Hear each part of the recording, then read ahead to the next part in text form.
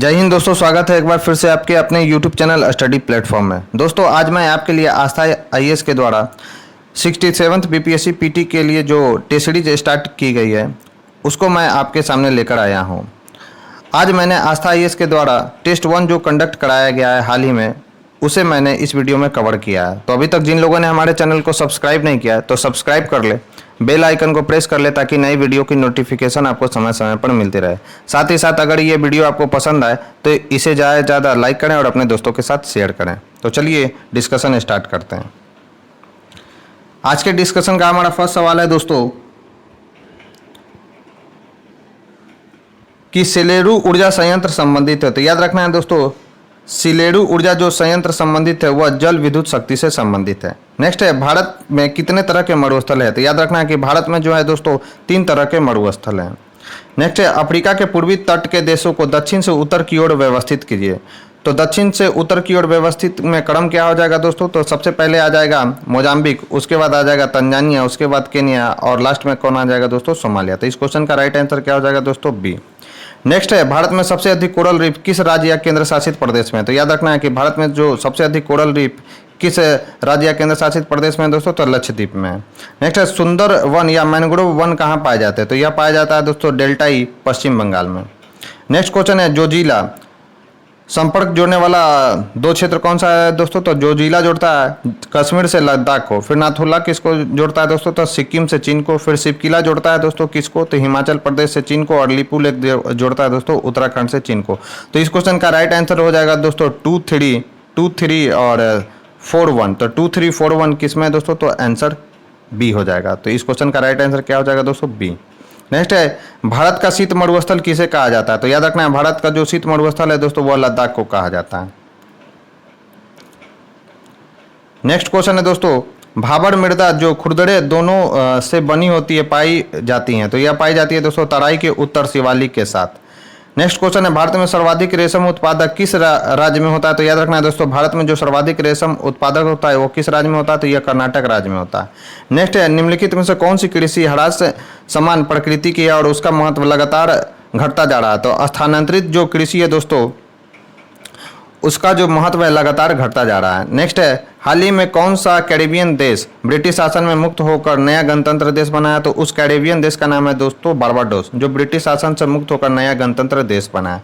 Next है, हाल ही में किस देश ने विश्व प्रसिद्ध एंटी शिप मिसाइल हार्पून का joint common test set Bharat को देने का फैसला किया है? तो वह देश है दोस्तों अमेरिका।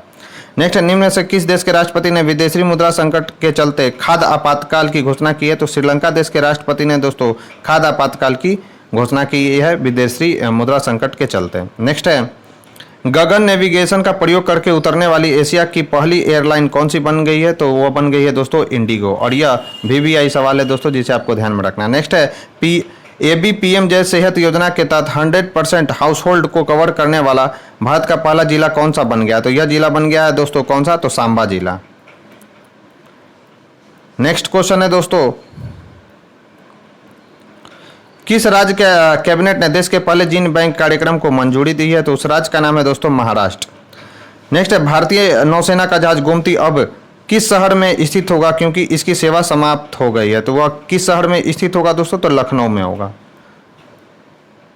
नेक्स्ट है, किस देश ने उबेर कप 2022 जीता? तो याद रखना है कि उबेर कप 2022 किसने जीता है दोस्तों? तो दक्षिण कोरिया ने जो है दोस्तों उबेर कप 2022 का खिताब जीता। नेक्स्ट है, ISSF वर्ल्ड शूटिंग कप 2021 में पदक तालिका में शीर्ष स्थान पर कौन सा रहा है? तो अपना प्यारा देश भारत रहा है दोस्तों अपने इस शूटिंग में।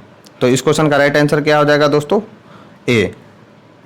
किन 2 संगठनों ने संयुक्त रूप से सहायक प्रौद्योगिकी पर पहली वैश्विक रिपोर्ट लॉन्च किया है? तो यह लॉन्च किया गया है दोस्तों WHO और यूनिसेफ के द्वारा। नेक्स्ट है, 15 वर्ष से 18 वर्ष के बच्चों के लिए कौन सा टीका लगाया जा रहा है? तो याद रखना है कोवैक्सीन लगाया जा रहा है दोस्तों 15 से 18 वर्ष के बच्चों के लिए। नेक्स्ट है, किस मंत्रालय ने राष्ट्रीय स्टार्टअप सलाहकार परिषद की बैठक में NAVIC ग्रैंड चैलेंज लॉन्च किया? तो उस मंत्रालय का नाम है दोस्तों वाणिज्य और उद्योग मंत्रालय। नेक्स्ट है, हाल ही में साहित्य का नोबेल पुरस्कार किसे प्रदान किया गया? तो अब्दुल रज्जाक गुरनाक को जो है दोस्तों हाल ही में साहित्य का नोबेल पुरस्कार दिया गया है। नेक्स्ट है, बॉम्बे स्टॉक एक्सचेंज ने अपने अध्यक्ष के रूप में किसे नियुक्त किया है? तो याद रखना है SS मुंद्रा को जो है दोस्तों बॉम्बे स्टॉक एक्सचेंज ने अपना नया अध्यक्ष नियुक्त किया है। नेक्स्ट क्वेश्चन है दोस्तों, किस फुटबॉल टीम ने हाल ही में सैफ अंडर 19 वोमेंस चैंपियनशिप 2021 का खिताब जीता है? तो बांग्लादेश ने की जो टीम है दोस्तों, उसने सैफ अंडर 19 वोमेंस चैंपियनशिप 2021 का खिताब जीता है। नेक्स्ट है, भारत की अंतरिक्ष अर्थव्यवस्था पर नवीनतम शोध के अनुसार यह भारत के सकल घरेलू उत्पाद का कितना प्रतिशत है? तो याद रखना, यह भारत के सकल घरेलू उत्पाद का 0.25% है दोस्तों। नेक्स्ट क्वेश्चन है, हाल ही में मिस यूनिवर्स 2021 का खिताब किसके द्वारा जीता गया है? तो हरनाज कौर सिंधु के द्वारा जो है दोस्तों मिस यूनिवर्स 2021 का खिताब जीता गया। नेक्स्ट है, हाल ही में कोंकण रेलवे निगम किस लक्ष्य को प्राप्त करने के लिए चर्चा में रहा है? तो 100% विद्युतीकरण के लक्ष्य को प्राप्त करने के लिए कोंकण जो रेलवे निगम है दोस्तों वह चर्चा में रहा। तो इस क्वेश्चन का राइट आंसर क्या हो जाएगा? ए। नेक्स्ट है, जंगली जानवरों को कानूनी अधिकार देने वाला दुनिया का पहला देश कौन बन गया दोस्तों? तो आपको याद रखना है कि दुनिया का पहला देश कौन सा है? इक्वाडोर है दोस्तों, जो जंगली जानवरों को कानूनी अधिकार देने वाला पहला देश है दोस्तों। नेक्स्ट है, डिफेंस एक्सपो 2022 का आयोजन निम्न में से किस राज्य में किया जाएगा? तो याद रखना है दोस्तों, यह आयोजन किया जाएगा गुजरात राज्य में। नेक्स्ट है, किस देश ने आईसीसी महिला क्रिकेट विश्व कप 2022 का खिताब जीता है? तो ऑस्ट्रेलिया ने दोस्तों आईसीसी महिला क्रिकेट विश्व कप 2022 का खिताब जीता है। नेक्स्ट है, मध्य प्रदेश के निम्न किस शहर को भारत का पहला वाटर प्लस शहर घोषित किया गया? तो इंदौर जो शहर है दोस्तों, उसे भारत का पहला वाटर प्लस शहर घोषित किया गया है। नेक्स्ट क्वेश्चन है, हाल ही में किस राज्य ने शैक्षणिक संस्थानों को वर्ष 2021-22 से नई राष्ट्रीय शिक्षा नीति 2020 लागू करने का आदेश जारी किया गया है? तो वह उस राज्य का नाम है दोस्तों, आपको याद रखना है, कर्नाटक।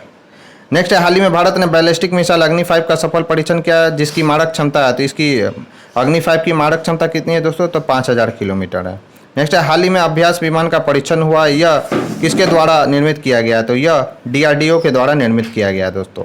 नेक्स्ट है, हाल ही में एक नए मैसेजिंग ऐप एसिग्मा को किसके द्वारा लॉन्च किया गया? तो यह लॉन्च किया गया दोस्तों किसके द्वारा? तो भारतीय सेना के द्वारा एसिग्मा नामक ऐप लॉन्च किया गया, मैसेजिंग ऐप को। नेक्स्ट है, अंतर्राष्ट्रीय बुकर पुरस्कार के लिए शॉर्ट लिस्टेड होने वाली पहली हिंदी फिक्शन कृति कौन सी बन गई है? तो यह बन गई है दोस्तों रेत का मकबरा, यानी टॉम्ब ऑफ सैंड। नेक्स्ट है, निम्नलिखित में से कौन सा कथन असत्य है? तो आपको याद रखना है दोस्तों कि जो जीवाणुओं में झिल्ली से जुड़ा हुआ सत्य केंद्रक होता है, यह बात बिल्कुल गलत है। नेक्स्ट है, जीवों में डीऑक्सीराइबोन्यूक्लिक अम्ल की प्रमुख भूमिका क्या है? तो याद रखना है, जीवों में डीऑक्सीराइबोन्यूक्लिक अम्ल यानी DNA की प्रमुख भूमिका क्या है दोस्तों? तो याद रखना है, लक्षणों के जनकों से संतति में ले जाना, इसका DNA की प्रमुख भूमिका होती है दोस्तों इसमें। तो याद रखना, इस क्वेश्चन का राइट आंसर क्या हो जाएगा? डी। नेक्स्ट है, एक परमाणु के किस भाग से विद्युत धारा उत्पन्न होती है? तो याद रखना है कि परमाणु के किस भाग से विद्युत धारा उत्पन्न होती है दोस्तों? तो ऋणात्मक आवेश वाले इलेक्ट्रॉन से विद्युत धारा उत्पन्न होती है। नेक्स्ट है, हीमोफिलिया किसकी कमी से होता है? तो याद रखना है कि हीमोफिलिया जो है दोस्तों विटामिन के की कमी से होता है। नेक्स्ट है, नाइट्रोजन ऑक्साइड का मुख्य स्रोत क्या है? तो याद रखना है कि वाहनों के इंजन चलने से और कोयले जलाने से नाइट्रोजन ऑक्साइड मुक्त होता है दोस्तों वातावरण में। तो इसका राइट आंसर क्या हो जाएगा? बी हो जाएगा। नेक्स्ट है, मानव शरीर का समान तापमान कितना होता है? तो मानव शरीर का समान तापमान केल्विन में कितना होता है दोस्तों? तो 310, और सेल्सियस में कितना होता है? तो 37 डिग्री सेल्सियस। तो ये पॉइंट भी आपको ध्यान में रखना है। नेक्स्ट क्वेश्चन है, निम्नलिखित में से कौन एक वास्तविक फल का उदाहरण है? तो आम जो है दोस्तों वास्तविक फल का उदाहरण है, जबकि सेब, कटहल और नाशपाती जो है दोस्तों वास्तविक फल का उदाहरण नहीं है। नेक्स्ट है, लीवर और मांसपेशियों में ऊर्जा किस रूप में संग्रहित होता है? तो लीवर और मांसपेशियों में जो ऊर्जा है दोस्तों वह ग्लाइकोजेन के रूप में संग्रहित होता है। नेक्स्ट है, मिशन इंद्रधनुष का मुख्य उद्देश्य क्या है? तो याद रखना है दोस्तों, मिशन इंद्रधनुष का जो मुख्य उद्देश्य है वह क्या है? तो बच्चे और गर्भवती महिलाओं का टीकाकरण इसका मुख्य उद्देश्य है दोस्तों। धनुष मिसाइल प्रहार करता है, तो याद रखना है धनुष जो मिसाइल है दोस्तों वह सतह से सतह प्रमाण करने वाला मिसाइल है। नेक्स्ट है, निम्न में से कौन सा एक संचारी रोग है? तो याद रखना है जो तपेदिक जो रोग है दोस्तों वह एक संचारी रोग है। नेक्स्ट है, प्रकाश संश्लेषण प्रक्रिया की खोज किसने की? तो याद रखना है प्रकाश संश्लेषण प्रक्रिया की जो खोज है दोस्तों जेन इंगेनहाउस ने की थी। तो इस क्वेश्चन का राइट आंसर क्या हो जाएगा? सी। नेक्स्ट है, एम्पर गिलस का इस्तेमाल किसके निर्माण में किया जाता है? तो याद रखना है एम्पेर गिलस का इस्तेमाल किसके निर्माण में किया जाता है दोस्तों? तो यह किया जाता है अल्कोहल के निर्माण में। तो इस क्वेश्चन का राइट आंसर सी हो जाएगा। नेक्स्ट है, सबसे पहले किस पादप हार्मोन की खोज की गई थी? तो याद रखना है तो सबसे पहले किस पादप हार्मोन की खोज की गई थी? तो ऑक्सिन की खोज की गई थी दोस्तों सबसे पहले पादप हार्मोन की। तो ये पॉइंट आपको ध्यान में रखना है, काफ़ी ज़्यादा महत्वपूर्ण पॉइंट है ये।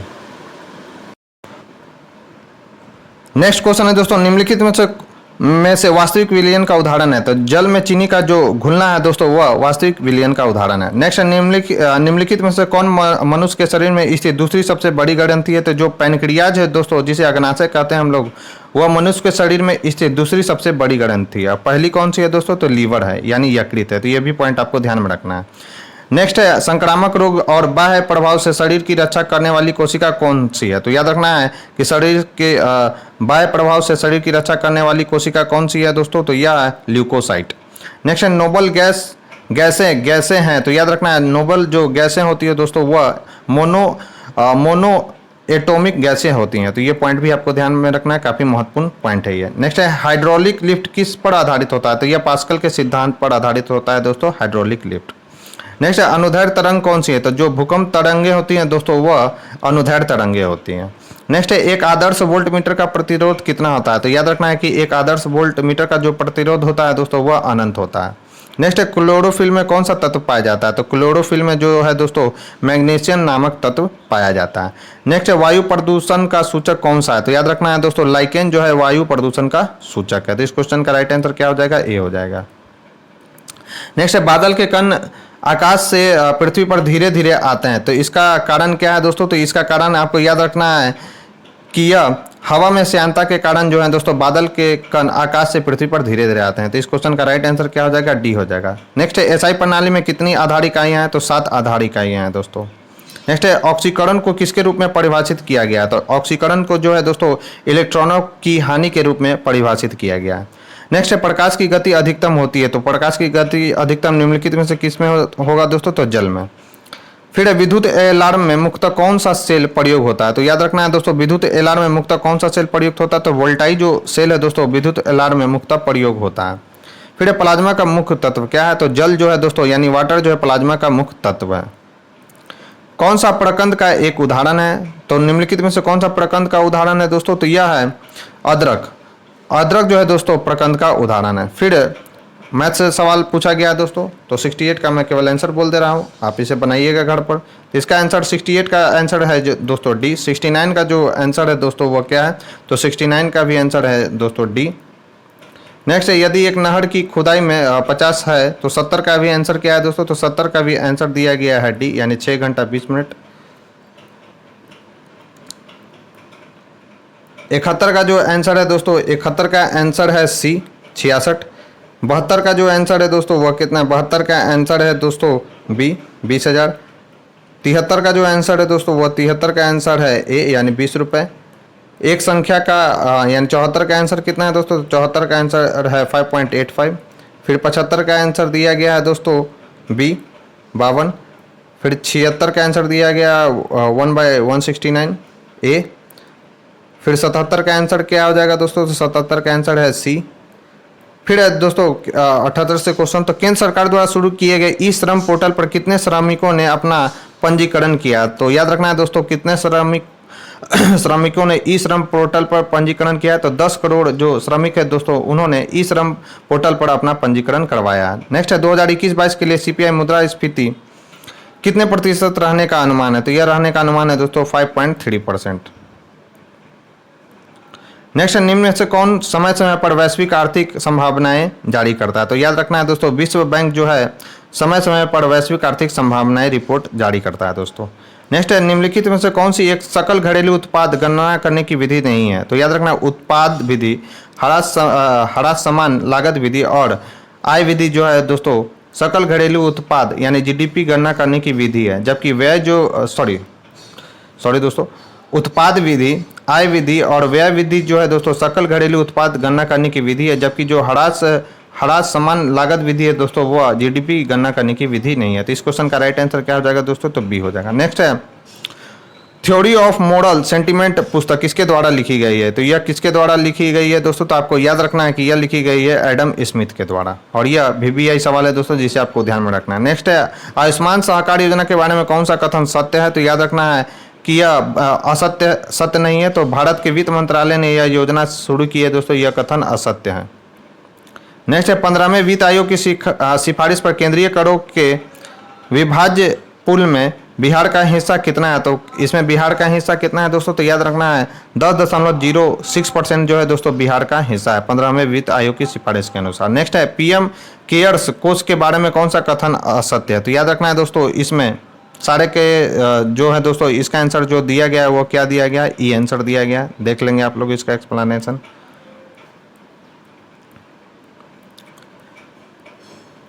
नेक्स्ट क्वेश्चन है नगद आरक्षित अनुपात को कम करने से अर्थव्यवस्था पर इसका निम्नलिखित प्रभाव पड़ेगा, तो याद रखना है दोस्तों पहला हो जाएगा बैंकों के पास अधिक तरलता लाभ होगा, तो यह बात सही है। अर्थव्यवस्था में निवेश वृद्धि रखने को मिल सकती है, यह भी बात सही है। अर्थव्यवस्था में मुद्रा पूर्ति बढ़ सकती है, यह भी सही है। और वास्तविक निवेश में गिरावट आ सकती है, यह बात भी बिल्कुल सही है। तो इस क्वेश्चन का जो राइट आंसर हो जाएगा दोस्तों वो क्या हो जाएगा, सी होगा। नेक्स्ट है आय में वृद्धि के साथ कर जो किसी व्यक्ति के आय को उच्चतर अनुपात में ले लेता है उसे कहते हैं, तो उसे क्या कहते हैं दोस्तों, तो उसे प्रतिगामी कर कहते हैं। नेक्स्ट है सागरमाला परियोजना का संबंध है, तो सागरमाला परियोजना का संबंध इसमें से एक से अधिक आंसर हो जाएगा दोस्तों, इसका आंसर क्या हो जाएगा, ई हो जाएगा। तो नए बंदरगाहों का विकास, बंदरगाहों का आधुनिकीकरण, राजमार्गों का विकास और भारत की तटीय सुरक्षा, ये सब है इसके रीजन दोस्तों। तो इस क्वेश्चन का राइट आंसर क्या हो जाएगा, ई। नेक्स्ट है स्वतंत्र भारत के पहले लोकतांत्रिक चुनाव में कुल कितनी राष्ट्रीय पार्टी थे, तो याद रखना है कि कुल 4 राष्ट्रीय पार्टी की संख्या कितनी थी दोस्तों, तो 4 थी। तो याद रखना है इसका आंसर क्या हो जाएगा, ए 89 का। नेक्स्ट है भारत के राष्ट्रपति चुनाव मंडल में कौन कौन सम्मिलित होते हैं, तो याद रखना है भारत के राष्ट्रपति चुनाव में कौन कौन सम्मिलित होते हैं दोस्तों, तो संसद के दोनों सदनों के सभी निर्वाचित सदस्य एवं राज्य विधानसभाओं के सभी सदस्य इसमें शामिल होता है। नेक्स्ट है संसद की संयुक्त बैठक कितनी बार हो चुकी है, तो याद रखना संसद की जो संयुक्त बैठक है दोस्तों वो अब तक 3 बार हो चुकी है। नेक्स्ट है एक नया राज्य बनाने के लिए संवैधानिक संशोधन के लिए कौन सा बहुमत चाहिए, तो 2/3 बहुमत चाहिए दोस्तों एक नया राज्य बनाने के लिए। तो इस क्वेश्चन का जो राइट आंसर होना चाहिए दोस्तों वो 2/3 होना चाहिए। नेक्स्ट है निम्न में से कौन सी याचिका अधीनस्थ न्यायालयों की कार्य पद्धति का परीक्षण करती है, तो कौन सी याचिका है दोस्तों, तो वह है उत्प्रेषण। उत्प्रेषण जो याचिका है दोस्तों अधीनस्थ न्यायालयों की कार्य पद्धति का परीक्षण करती है। तो इस क्वेश्चन का राइट आंसर क्या हो जाएगा, ए हो जाएगा। फिर बिहार किस क्षेत्रीय परिषद के अंतर्गत आता है, तो यह आता है दोस्तों पूर्वी क्षेत्रीय परिषद के अंतर्गत। नेक्स्ट है आर्थिक सर्वेक्षण दस्तावेज संसद में प्रस्तुत की जाती है, तो यह कब की जाती है दोस्तों, तो यह प्रस्तुत की जाती है बजट के प्रस्तुत करने के एक दिन पूर्व यह प्रस्तुत की जाती है आर्थिक सर्वेक्षण। तो इस क्वेश्चन का राइट आंसर क्या हो जाएगा दोस्तों, ए। फिर 96 नंबर क्वेश्चन भारत में संघ राज्यों का प्रशासन होता है, तो यह राष्ट्रपति के द्वारा क्या किया जाता है दोस्तों, तो संचालित किया जाता है। तो इस क्वेश्चन का राइट आंसर क्या हो जाएगा, सी। नेक्स्ट है निम्न में से कौन सा कथन सत्य नहीं है, तो धन विधेयक के संदर्भ में संयुक्त अधिवेशन का प्रावधान नहीं है, बिल्कुल सही है दोस्तों ये। तो धन विधेयक को लोकसभा द्वारा स्वीकार किए जाने की स्थिति में सरकार को त्यागपत्र देना पड़ता है, अस्वीकार किए जाने की स्थिति, बिल्कुल सही है। धन विधेयक को दूसरे सदन में भेजने के पूर्व लोकसभा के अध्यक्ष को इस बात का प्रमाण देना पड़ता है कि यह धन विधेयक है, यह भी बात सही है। धन विधेयक को राज्यसभा संशोधित और अस्वीकृत नहीं कर सकती है, यह भी बात बिल्कुल सही है। यानी इसमें से कोई भी असत्य नहीं है दोस्तों, सभी के सभी सत्य है। तो इस क्वेश्चन का राइट आंसर क्या हो जाएगा, ई हो जाएगा। नेक्स्ट है शासक और कौन सी उपाधि धारण किया दोस्तों, उससे रिलेटेड क्वेश्चन है। तो आपको याद रखना है दोस्तों कि तो हर्षगुप्त ने कौन सी उपाधि धारण की थी, एक मिनट दोस्तों। तो हर्षगुप्त ने याद रखना है दोस्तों, हर्षगुप्त ने कौन सी उपाधि धारण की थी, इन्होंने वीर योद्धा की उपाधि धारण की थी।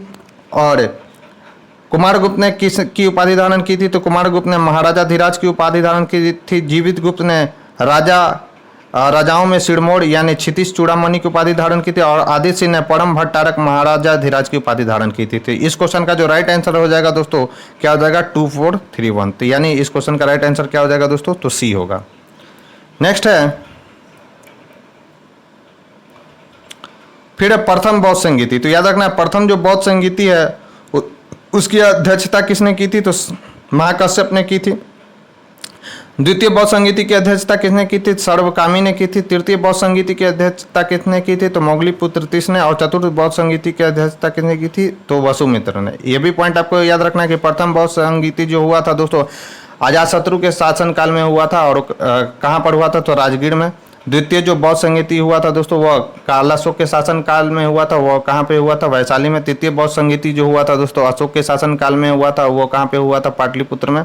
और चतुर्थ जो बौद्ध संगीति हुआ था दोस्तों वह कनिष्क के शासनकाल में हुआ था कश्मीर के कुंडल वन में। तो ये भी पॉइंट आपको ध्यान में रखना है। तो 99 का जो आंसर हो जाएगा दोस्तों वो क्या हो जाएगा, ए हो जाएगा। तो इस क्वेश्चन का राइट आंसर क्या हो जाएगा दोस्तों, ए। तो बिहार में नेक्स्ट क्वेश्चन, बिहार में कहाँ अलवर्दी खान ने मराठों को पराजित किया था? तो याद रखना है फतुआ के जो समीप है दोस्तों वहाँ पर अलवर्दी खान ने मराठों को पराजित किया था। नेक्स्ट है, निम्नलिखित में से किस शासक के दरबार में 9 रत्न रहते थे? तो चंद्रगुप्त द्वितीय के दरबार में जो है दोस्तों 9 रत्न रहा करते थे प्राचीन समय में, और चंद्रगुप्त द्वितीय को विक्रमादित्य के भी नाम से हम लोग जानते हैं दोस्तों। नेक्स्ट है, बिहार से प्राप्त होने वाले अशोक के स्तंभ लेख नहीं है। तो कौन सा बिहार से प्राप्त नहीं हुआ है दोस्तों स्तंभ लेख अशोक का? तो वह है रुक्मिणीदेई अभिलेख। नेक्स्ट है, उदंतपुरी महाविहार की स्थापना किसने की थी? तो पाल वंश का जो संस्थापक था दोस्तों गोपाल, उसी ने उदंतपुरी महाविहार की स्थापना की थी। कुमारगुप्त ने क्या किया था दोस्तों? तो नालंदा महाविहार की स्थापना कराया था। धर्मपाल ने क्या किया था? तो विक्रमशिला विश्वविद्यालय की स्थापना इनके द्वारा कराया गया था। तो ये भी पॉइंट आपको ध्यान में रखना है। नेक्स्ट है, मगध के किस परवर्ती शासक को असंख्य शत्रुओं का विजेता कहा जाता है? तो याद रखना है दोस्तों असंख्य शत्रुओं का विजेता किसे कहा जाता है? तो आपको याद रखना है कि कृष्ण जो गुप्त हैं दोस्तों उन्हीं को असंख्य शत्रुओं का विजेता कहा जाता है। नेक्स्ट है, वॉइस ऑफ इंडिया के संपादक है। तो वॉइस ऑफ इंडिया के संपादक कौन थे दोस्तों? तो चार्ल्स इलियट थे। नेक्स्ट है, बिरसा के आरंभिक शिक्षक का नाम क्या था? तो याद रखना है कि बिरसा के आरंभिक शिक्षक कौन थे दोस्तों? जयपाल। अगर ये पूछा जाए कि बिरसा के धार्मिक गुरु कौन थे दोस्तों, तो बिरसा के जो धार्मिक गुरु थे वो थे आनंद पांडे। तो ये भी पॉइंट आपको ध्यान में रखना है। बढ़ते हैं अपने नेक्स्ट क्वेश्चन की ओर। नेक्स्ट है, गांधी जी ने मोतिहारी आश्रम का शिलान्यास कब किया था? तो याद रखना है दोस्तों गांधी जी ने मोतिहारी आश्रम का जो शिलान्यास किया था दोस्तों वह वर्ष 1918 ईस्वी में किया था। नेक्स्ट है, राजेंद्र प्रसाद किस उपनाम से जाने जाते हैं? तो राजेंद्र प्रसाद जो है दोस्तों किस उपनाम से जाने जाते हैं? तो देश रत्न की उपनाम से जाने जाते हैं। लोकनायक के नाम से किन्हें जाना जाता है दोस्तों? तो याद रखना है जयप्रकाश नारायण को। लोकहितवादी के रूप में किन्हें जाना जाता है दोस्तों? तो गोपाल हरि देशमुख को जाना जाता है। और लोकमान के उपनाम से किन्हें जाना जाता है? तो बाल गंगाधर तिलक को जाना जाता है। तो ये भी पॉइंट आपको ध्यान में रखना है। नेक्स्ट, बिहार में व्यक्तिगत सत्याग्रह शुरू हुआ था। तो बिहार में याद रखना है दोस्तों व्यक्तिगत सत्याग्रह कब शुरू हुआ था? तो यह शुरू हुआ था दोस्तों 28 नवंबर 1940 ईस्वी को व्यक्तिगत सत्याग्रह शुरू हुआ था। नेक्स्ट, बिहार में सदर अंजुमने हिंद नामक संस्था के संस्थापक थे। तो इसकी स्थापना किनके द्वारा की गई थी दोस्तों? तो याद रखना है मुंशी प्यारेलाल के द्वारा अंजुमन ए हिंद नामक संस्था की स्थापना की गई थी। और ये सब के सब VBI सवाल है दोस्तों जिसे आपको ध्यान में रखना। नेक्स्ट है, सतयुग नामक पत्रिका प्रकाशित किया गया था। तो याद रखना है दोस्तों सतयुग नामक जो पत्रिका है वह पुरुषोत्तम नारायण नंदा के द्वारा प्रकाशित किया गया था। नेक्स्ट है, बिहार के क्रांतिकारी नेता खुद्दीराम बोस के वकील निम्नलिखित में से कौन थे? तो याद रखना है बिहार में जो क्रांतिकारी नेता थे खुद्दीराम बोस, उनके वकील कौन थे दोस्तों? तो कालिदास बसु थे उनके वकील। नेक्स्ट है, 1937 के चुनावों के उपरांत बिहार में पहली सरकार बनाने वाले हैं। तो मोहम्मद यूनिस जो है दोस्तों याद रखना है कि वह 1934 में का जो चुनाव हुआ था बिहार, उसके बाद बिहार में पहली सरकार बनाने वाले थे दोस्तों मोहम्मद यूनिस। तो ये पॉइंट आपको ध्यान में रखना है, काफ़ी ज़्यादा महत्वपूर्ण पॉइंट है ये।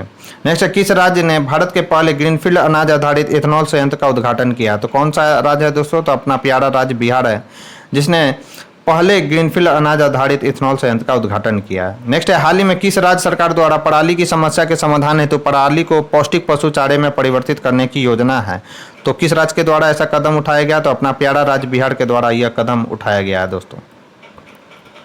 तो ये सब के सब VBI सवाल है दोस्तों जिसे आपको ध्यान में रखना है। नेक्स्ट क्वेश्चन है, सुमेलित कीजिए रामलेखा लचौड़ मंदार पर्वत और बोल रहा है दोस्तों सुमेलित नहीं है। तो याद रखना है इसमें से कौन सा सुमेलित नहीं है दोस्तों? तो इसमें ई, इसका आंसर क्या दे रहा है दोस्तों? ई। देख लेंगे आप लोग इसका एक्सप्लेनेशन, VBI है सवाल। नेक्स्ट, बिहार के किस जिला में सर्वाधिक गोखुर झील पाए जाते हैं? तो याद रखना बिहार के किस जिले में सर्वाधिक गोखुर झील है दोस्तों? तो उस जिला का नाम है सहरसा। सहरसा जो जिला है दोस्तों उसमें सर्वाधिक गोखुर झील पाया जाता है। नेक्स्ट है, निम्नलिखित में से बिहार के किस जिले में स्त्री पुरुष अनुपात सबसे निम्न है? तो किस जिले में स्त्री पुरुष अनुपात सबसे निम्न है दोस्तों? तो उस जिले का नाम है मुंगेर।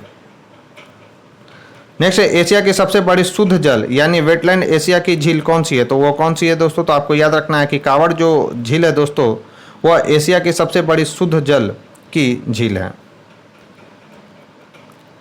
नेक्स्ट है न्यूनतम वनावरण प्रतिशत वाला बिहार का कौन सा जिला है? तो न्यूनतम वनावरण वाला बिहार का कौन सा जिला है दोस्तों? तो आपको याद रखना है कि यह है बिहार का जमुई जिला। नेक्स्ट है बिहार राज्य के किस उद्यान को राज्य का पहला प्लास्टिक निषिद्ध क्षेत्र बनाया गया है? तो यह बनाया गया है दोस्तों पटना गांधी जैविक उद्यान को। नेक्स्ट क्वेश्चन है दोस्तों बिहार विकास मिशन की स्थापना किस वर्ष की गई? तो याद रखना है बिहार विकास मिशन की स्थापना किस वर्ष की गई है दोस्तों? तो यह की गई है 2016 में। नेक्स्ट है बिहार में औद्योगिक पूंजी बाजार की मुख्य इकाई कौन सी है? तो याद रखना बिहार में औद्योगिक पूंजी बाजार की मुख्य इकाई कौन सी है दोस्तों? तो यह है मगध स्टॉक एक्सचेंज। तो इस क्वेश्चन का राइट आंसर क्या हो जाएगा? तो ए हो जाएगा दोस्तों। नेक्स्ट है बिहार बजट 2021-22 के संदर्भ में असत्य कथनों को पहचाने। तो कौन सा है दोस्तों असत्य कथन इसमें? तो इसमें बिहार के सभी गांवों में सोलर स्ट्रीट लाइटें लगाई जाएंगी, यह बात बिल्कुल सही है। असत्य कथन का चयन करना है तो इसमें जो है बिहार के सभी गांवों में सोलर स्ट्रीट लाइटें लगाई जाएंगी, यह कथन असत्य है दोस्तों। नेक्स्ट है हाल ही में संपन्न बिहार पंचायत चुनाव 2021 में ईवीएम के किस मॉडल का प्रयोग किया गया? तो इसमें जो है ईवीएम के M2 मॉडल का प्रयोग किया गया है दोस्तों, और यह VVI सवाल है दोस्तों जिसे आपको ध्यान में रखना है, काफ़ी ज़्यादा VVI सवाल है ये। नेक्स्ट है भारत छोड़ो प्रस्ताव की निम्नलिखित में से किसने अनुशंसा की थी? तो याद रखना भारत छोड़ो प्रस्ताव की किसने अनुशंसा की थी दोस्तों? तो यह अनुशंसा की गई थी जवाहरलाल नेहरू के द्वारा। नेक्स्ट है मौर्य साम्राज्य में प्रचलित चांदी के सिक्कों को किस नाम से जाना जाता था? तो याद रखना है कि चांदी के सिक्कों को मौर्य साम्राज्य में किस नाम से जाना जाता था? तो पर्ण कहा जाता था दोस्तों चांदी के सिक्के को। नेक्स्ट है परिशिष्ट पर्व निम्नलिखित में से किसकी रचना है? तो परिशिष्ट पर्व किसकी रचना है दोस्तों? तो याद रखना है कि यह जो परिशिष्ट पर्व है वह हेमचंद्र की रचना है, और यह VVI सवाल है दोस्तों जिसे आपको ध्यान में रखना है। नेक्स्ट निम्नलिखित किस व्यवस्था का विरोध सर जॉन सॉर्ड द्वारा किया गया था? तो किस व्यवस्था का विरोध सर जॉन सॉर्ड के द्वारा किया गया था? तो अस्थायी जो बंदोबस्त है दोस्तों उसका विरोध सर जॉन सॉर्ड के द्वारा किया गया था। ब्राह्मणों को भूमि दान देने की परंपरा किस राजवंश ने प्रारंभ किया था? तो उस राजवंश का नाम था दोस्तों कौन सा? तो सातवाहन। तो इस क्वेश्चन का राइट आंसर क्या हो जाएगा दोस्तों? तो सातवाहन। भारतीय सांस्कृतिक पुनर्जागरण की मुख्य विशेषता थी। याद रखना कि भारतीय सांस्कृतिक पुनर्जागरण की मुख्य विशेषता क्या थी दोस्तों? तो दार्शनिक विचारधारा का विकास। नेक्स्ट क्वेश्चन है दोस्तों किसे तुर्कुल्ला के नाम से भी जाना जाता है? तो याद रखना है दोस्तों किसे तुर्कुल्ला के भी नाम से जाना जाता है? तो अमीर खुसरो को जो है दोस्तों तुर्क-अल्लाह के नाम से भी जाना जाता है। नेक्स्ट है दिल्ली का पहला सुल्तान कौन था जिसने भूमि की माप का आदेश जारी किया था? तो याद रखना है दोस्तों दिल्ली का जो पहला सुल्तान था जिसने भूमि नाप का आदेश जारी किया था वो था खिलजी वंश का शासक एक अलाउद्दीन खिलजी। सीढ़ी के किले का निर्माण इसी के द्वारा करवाया गया था, तो ये भी पॉइंट आपको ध्यान में रखना है। नेक्स्ट है जहांगीर ने किस सिख गुरु को फांसी की सजा सुनाई थी? तो याद रखना दोस्तों जहांगीर ने गुरु अर्जुन देव को फांसी की सजा सुनाई थी दोस्तों। नेक्स्ट है अलाउद्दीन खिलजी ने कौन सा कर नहीं लगाया? तो याद रखना है दोस्तों अलाउद्दीन खिलजी ने कौन सा कर नहीं लगाया था? तो किस्मत खोती जो है दोस्तों अलाउद्दीन खिलजी के द्वारा लगाया जाने वाला कर नहीं था, जबकि खराज घड़ी और चढ़ाई ये लगाया गया था दोस्तों अलाउद्दीन खिलजी के द्वारा। नेक्स्ट है हुनों का आक्रमण किसके शासनकाल में हुआ था? याद रखना है दोस्तों कि हुनों का जो आक्रमण हुआ था वह स्कंदगुप्त के शासनकाल में हुआ था। नेक्स्ट है अशोक के अधिकांश अभिलेख किस लिपि में है? तो याद रखना है अशोक के जो अधिकांश अभिलेख है दोस्तों वह ब्राह्मी लिपि में है। नेक्स्ट है दिल्ली सल्तनत काल में खराज था, तो खराज क्या था दोस्तों? तो याद रखना है कि दिल्ली सल्तनत काल में खराज क्या था? तो यह था दोस्तों मुस्लिम किसानों से एकत्रित भूमि कर। तो ये पॉइंट याद रखना है, काफ़ी ज़्यादा महत्वपूर्ण सवाल है। दिल्ली सल्तनत से रिलेटेड दिल्ली सल्तनत के प्रशासन से रिलेटेड मैंने ऑलरेडी एक वीडियो कल ही डाला है दोस्तों, तो अभी तक जिन लोगों ने जाकर नहीं देखा तो कृपया करके प्लेलिस्ट में जाकर देख लें। नेक्स्ट है विश्व प्रसिद्ध कैलाश मंदिर का निर्माण किसने कराया? तो विश्व प्रसिद्ध जो है कैलाश मंदिर का निर्माण वो किसके द्वारा कराया गया दोस्तों? तो कृष्ण प्रथम के द्वारा कराया गया। तो इस क्वेश्चन का राइट आंसर क्या हो जाएगा दोस्तों? तो ए होगा। नेक्स्ट है दोस्तों कि तमसो माँ ज्योतिर्गमय या हमें अंधकार से प्रकाश की ओर ले चलो यह निम्नलिखित में से किस उपनिषद का है? तो ये VVI सवाल है दोस्तों जिसे आपको ध्यान में रखना है। तो यह किस उपनिषद का है दोस्तों? तो ये याद रखना है आपको, यह बृहदारण्यक उपनिषद का यह कथन है, हमें अंधकार से प्रकाश की ओर ले चलो, यानी तमसो माँ ज्योतिर्गमय। नेक्स्ट है अकबर के दरबार का विख्यात हिंदी कवि कौन था? तो याद रखना है अकबर के दरबार का विख्यात हिंदी कवि कौन था दोस्तों? तो वह था अब्दुल रहीम। तो इस क्वेश्चन का राइट आंसर क्या हो जाएगा? बी। नेक्स्ट क्वेश्चन है दोस्तों, लाल कुर्ती दल की स्थापना किसके द्वारा किया गया था? तो याद रखना, लाल कुर्ती दल की जो स्थापना किया गया था दोस्तों, खान अब्दुल गफ्फार खान के द्वारा किया गया था और इन्हें सीमांत गांधी के भी नाम से जाना जाता है। तो ये भी पॉइंट आपको ध्यान में रखना है। नेक्स्ट क्वेश्चन है, व्यक्तिगत सिद्धांत को पहली बार किस वर्ष में लागू किया गया था? तो पहली बार डॉक्ट्रिन ऑफ लैप्स कब लागू किया गया था दोस्तों? तो याद रखना है कि इसे लागू किया गया था 1948 ईस्वी में डलहौजी के द्वारा। तो इस क्वेश्चन का राइट आंसर क्या हो जाएगा? 1848 दोस्तों। तो इस क्वेश्चन का राइट आंसर क्या हो जाएगा? 1848। नेक्स्ट है, किस सुल्तान ने द्वितीय सिकंदर की उपाधि धारण की थी? तो सिकंदर द्वितीय की उपाधि कौन धारण किया था दोस्तों? तो वह था खिलजी वंश का एक शासक अलाउद्दीन खिलजी। नेक्स्ट है, निम्न में से कौन सा युग में सुमेलित नहीं है? कुका आंदोलन, लॉर्ड नोटबुक, यह बात सही है। बैरकपुर का सैन्य विद्रोह लॉर्ड एमहर्स्ट, पॉलीगढ़ का विद्रोह लॉर्ड वेलेस्ली, पाइका विद्रोह जो है दोस्तों लॉर्ड लैंसडाउन। तो आपको याद रखना है कि इसमें जो लॉर्ड नॉर्थबुक है कुका आंदोलन, यह सही है। बैरकपुर का सैन्य विद्रोह लॉर्ड एमहर्स्ट, ये भी सही है। पॉलीगढ़ का विद्रोह लॉर्ड वेलेस्ली, ये भी सही है। जो पाइका विद्रोह है दोस्तों वो लॉर्ड लैंसडाउन के शासनकाल में नहीं हुआ। तो इस क्वेश्चन का राइट आंसर जो हो जाएगा दोस्तों क्या हो जाएगा? डी। नेक्स्ट है, निम्नलिखित में से कौन दिल्ली षड्यंत्र से संबंधित नहीं है? तो याद रखना है, दिल्ली षड्यंत्र से संबंधित इसमें से कौन नहीं है दोस्तों? तो अमीर जो चंद है वह दिल्ली षड्यंत्र से संबंधित नहीं है, जबकि राम प्रसाद बिस्मिल, अवध बिहारी और चंद्रशेखर आजाद जो है दोस्तों दिल्ली षड्यंत्र केस से संबंधित है। नेक्स्ट है, मोहम्मद अली जिन्ना ने किस अधिवेशन के बाद कांग्रेस छोड़ दी थी? तो याद रखना है, मोहम्मद अली जिन्ना ने जो है दोस्तों नागपुर अधिवेशन के बाद कांग्रेस को छोड़ दिया था। तो ये बीबीआई सवाल है जिसे आपको ध्यान में रखना है। नेक्स्ट है, निम्नलिखित में से कौन वेदों का एक संकलन है? तो कौन सा एक है जो दोस्तों वेदों का संकलन है? तो मजमा उल बहरीन जो है दोस्तों वेदों का संकलन है। तो इस क्वेश्चन का राइट आंसर क्या हो जाएगा? सी। नेक्स्ट है, निम्नलिखित में से किस आंदोलन में दिल्ली चलो का नारा दिया गया था? तो दिल्ली चलो का जो नारा दिया गया था दोस्तों वो किस में दिया गया था? तो व्यक्तिगत सत्याग्रह में दिया गया था। और आज के डिस्कशन का हमारा लास्ट सवाल है दोस्तों, इनमें से किसे बंगाल की बाइबिल कहा जाता है? तो किसे बंगाल का बाइबिल कहा जाता है दोस्तों? तो जो आनंद मठ है, जो बंकिम चंद्र चट्टोपाध्याय के द्वारा लिखा गया है दोस्तों, उसे बंगाल का बाइबल कहा जाता है। तो दोस्तों ये थी हमारी आज की डिस्कशन। यह डिस्कशन मुझे कैसा लगा मुझे कमेंट बॉक्स में लिखकर जरूर बताएं। साथ ही साथ अगर आपको ये वीडियो पसंद आए तो इसे ज़्यादा से ज़्यादा लाइक करें और अपने दोस्तों के साथ शेयर करें। अगर कोई चैनल पे हमारी पहली बार आए तो चैनल को सब्सक्राइब कर ले, बेल आइकन को प्रेस कर ले ताकि नई वीडियो की नोटिफिकेशन आपको समय समय पर मिलती रहे। तो आज के लिए बस इतना ही, मिलते हैं अपने नेक्स्ट वीडियो में, तब तक के लिए धन्यवाद आपको।